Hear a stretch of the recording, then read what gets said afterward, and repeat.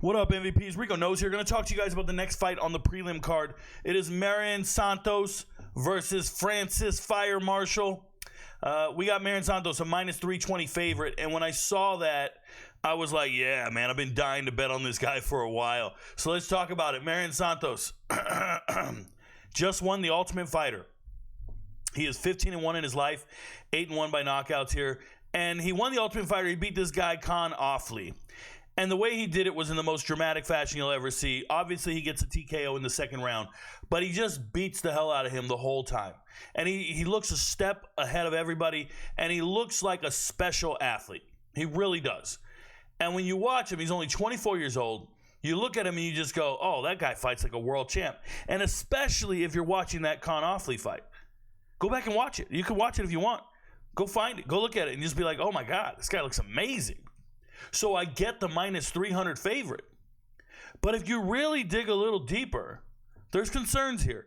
He wins by unanimous decision twice in the house. When you're once in the house in the Ultimate Fighter, if you're winning by decision, it's a little lackluster.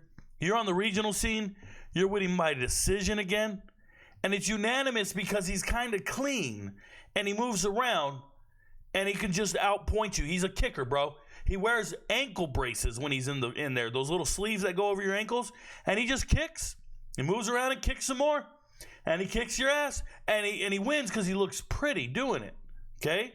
When he can be pretty. Now, losing to Dan Argueta is a prelim UFC level fighter, and he went out there and he got beat because Dan Argueta is tough as nails and wants to bring the fight to you. He's one of them dudes who's just not going to sit back and let shit happen. We got to go figure it out. So this is a very pretty fighter. Stylistically looks appealing to judges probably. And I understand that people believe in him to win this fight. I get it. And he's fighting Fire Marshall. Francis Fire Marshall here. Francis Fire Marshall is only 25 years old, trains out American Top Team. And you see it here. He just beat Dennis Bazookia, and everybody's like, Dennis Bazookia, that's a borderline UFC fighter. And he just beat him by split decision. And then you go, well, Rico, he just got knocked out by Isaac Dalgarian. He lost to William Gomez. And then his win, his debut, obviously Conor Matthews is not a good fighter on the Dana White Contender Series. And then beating out Rojo. And then, bro, he ain't red. That he's a candy, bro. He's easy to knock out. He knocked out the Brazilian in the second round. But here's the thing about these two fighters. You go to the sports book, and they got this shit at minus 340 plus 250. They make Francis Marshall out to be a scrub. This is crazy right here. I get it, man. Mairon Santos looks like a world beater the last time you saw him. But you know who he was fighting? He's fighting one of them Keebler elves, bro. Offley here. What is Offley's reach?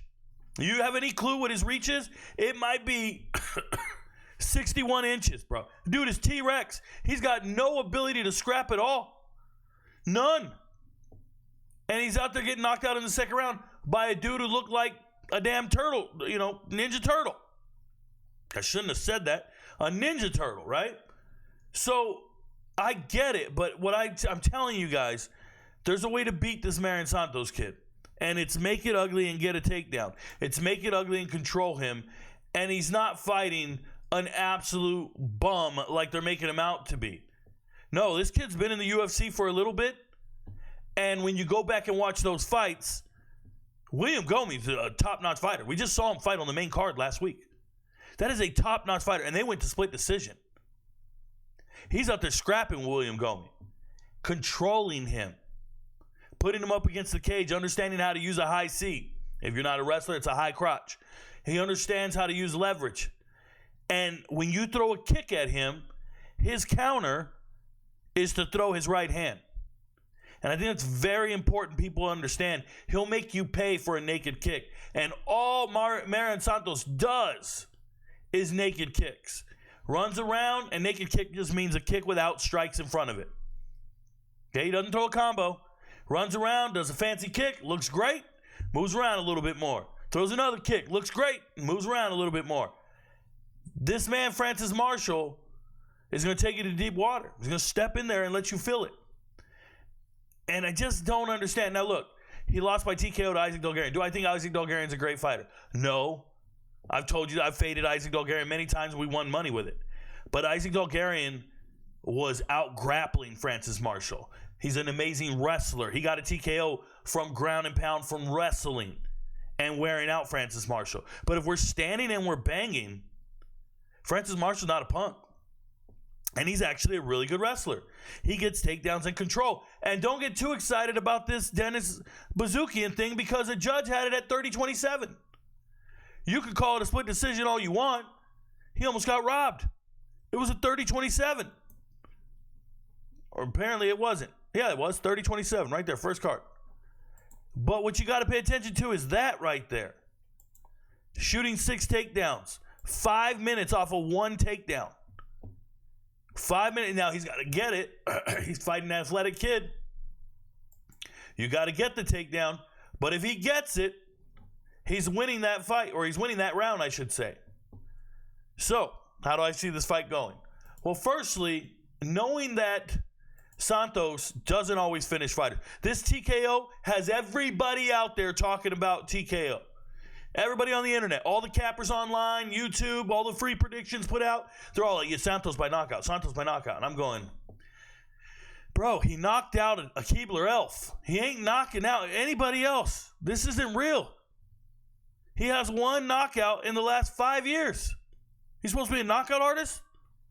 And he's been in the fight. Look at this. These are 15-minute fights. He's been in the cage for 45 minutes, and the only knockout that happened in 45 minutes was his own. He got knocked out. 45 minutes of fighting, you can't knock people out? He's not a real knockout artist. He's pretty. Crisp, clean. Don't be telling me he's going to win by knockout. Francis Marshall has been knocked out once in his life, and it was from ground and pound from a wrestler, not from strikes. And he's already fought a world-class striker and William Gomez. I'm telling you, there's more to this kid. And here's the thing. The odds are making it seem like this is Francis Marshall's last fight in the UFC and we're cutting him. He's fighting a world beater. It's all about, like, they're just looking at it going, well, he had a split decision victory his last time he was in. He's not going to win. He sucks. And Santos looked like a world-class superhero. So we'll make Santos minus 340. I think those odds are crazy. Crazy, bro. And you can take them. You could take them. I know you MVPs. So I put together a parlay for you. I don't know where I'm going to put it. It's going to be a lean parlay. And it's the Santos parlay. In the first 3 fights, you can parlay Santos and Santos if you want. It pays at minus 109 right now. First fight of the night, Santos.